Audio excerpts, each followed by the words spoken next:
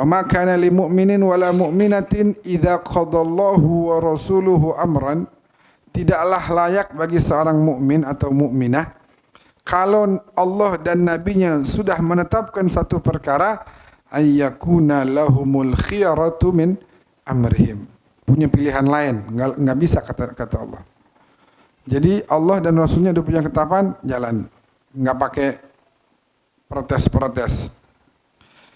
Kita lihat bagaimana para sahabat Nabi bilang, ayah hijrah ke Habasyah, idhabu ila Habasyah fa inna biha malikun la yuzlamu indahu ahad.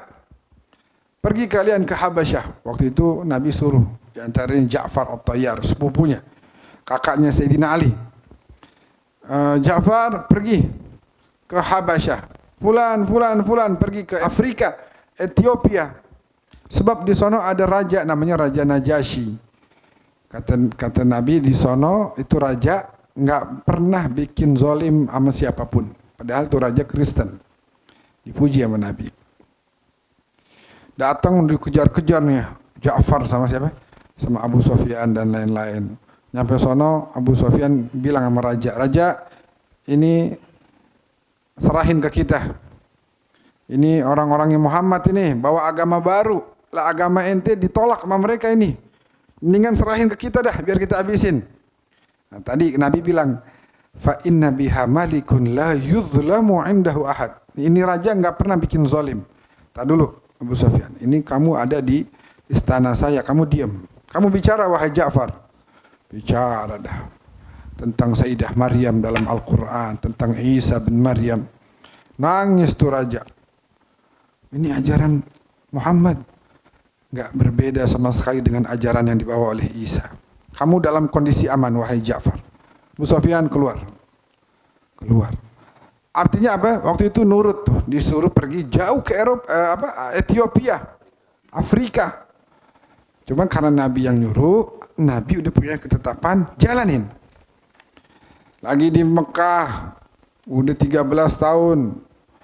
Nabi udah umur 53. Udah udah coba hijrah ke Taif, gagal. Tahun sebelumnya habis ditinggal oleh Abu Talib, habis ditinggal oleh Sayyidah Khadijah. Makin berat tekanan kepada Nabi.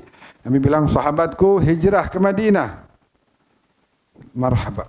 Ditinggalin tuh rumah. Nabi udah suruh.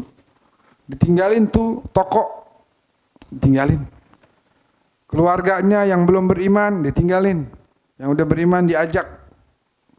Tinggalin, gak apa-apa demi Nabi. Nabi udah punya ketentuan, jalanin. Perang Badar juga begitu, Nabi punya ketentuan, dijalanin, menang 1:3 atau 1:4 padahal jumlahnya. Umat Islam sangat sedikit waktu itu, tapi menang. Perang Uhud kalah. Karena ada khiyarah min amrihim, ada pilihan lain. Berbeda dari yang Nabi udah tentukan. Nabi bilang jangan turun ya. Kamu ada di atas Jabal Rumat, jangan turun ya. Sebelum nih mulut saya perintahkan turun. Ingat, sebelum ada perintah dari lisan saya, jangan turun. Siap? Siap ya Rasulullah. Perang sesuai Nabi udah punya strategi, cakep banget udah. Benar, menang umat Islam.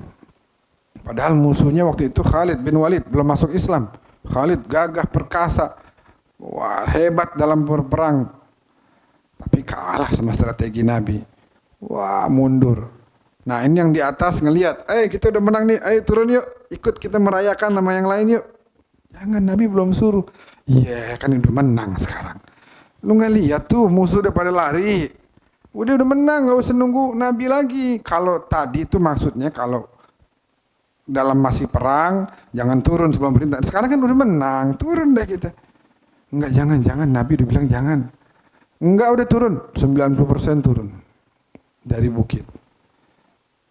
Khalid bin Walid ngeliatin, nah cakep nih, pada turun. Ayo terbalik, serang lagi dari atas Jabal Rumat, dihancurin tuh sisa berapa orang doang. Habis itu turun ke bawah dari belakang, umat Islam belum siap, habis kalah. Kalau punya pilihan di luar pilihan Allah dan Rasulnya bakal kalah.